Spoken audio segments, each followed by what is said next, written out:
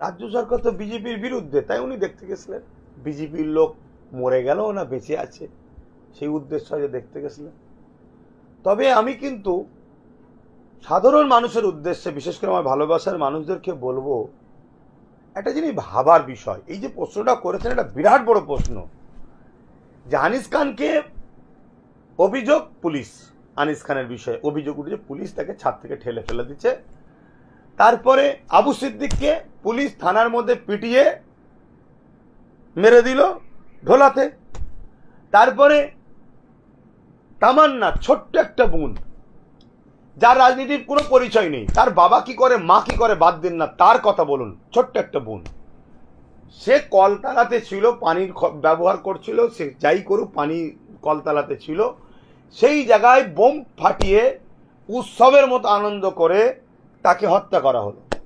আর আমার তিলোত্তমা বোন, একটা লেডি ডাক্তার, আজকে তিনি ইসলাম ধর্মের না হলেও তিনি তো গরিব, অন্য ধর্মের হলেও গরিব। তো আজকে এদের কাউকে দেখতে যাবার সময় আমার রাজ্য সরকারের হলো না।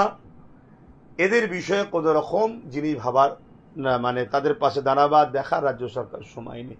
আপনারা কি জানেন, ওই যে পুলওয়ামা ঘটনায় আমার বাংলার যে এক সেনা শহীদ হয়ে গিয়েছিল, কি নামটা একটু ভুলে যাচ্ছি, পিন্টু না মিন্টু কি নাম ছিল, ঝন্টু আলী, সরি ঝন্টু আলী দাদাকেও দেখতে যাওয়ার কিন্তু আমার রাজ্য সরকারের সময় ছিল না। যে আমার দেশের গর্ব, সন্ত্রাসের বিরুদ্ধে লড়াই করেছে। কিন্তু খগেন মুর্মু বিজেপির একটা এমপি এবং টিএমসি থেকে বেরিয়ে গিয়ে বিজেপির এমপি, তাকে দেখতে চলে গেল। বাবা বাবা বাবা, তাহলে ভাবুন, আমি যে বলতাম টাকা রিপিট আর রিপিট, কবে ভাববেন?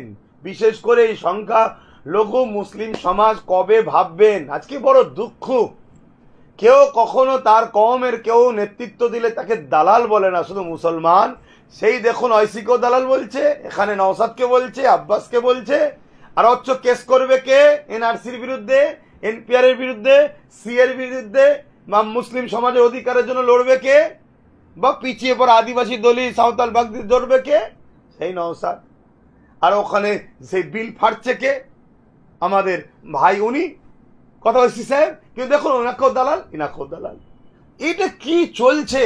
আর অথচ দেখুন টিএমসির মমতা ব্যানার্জি, সে তামান্নাকে দেখতে গেল না, আনিস খানকে দেখতে গেল না, এরা মুসলমান। আর তিলোত্তমা বোন গরিব, ঝন্টু আলী একজন দেশের গর্ব, দেখতে গেল না, মুসলমান। অন্য কি কারণ আছে বলুন না, কিন্তু চলে গেল ওখানে।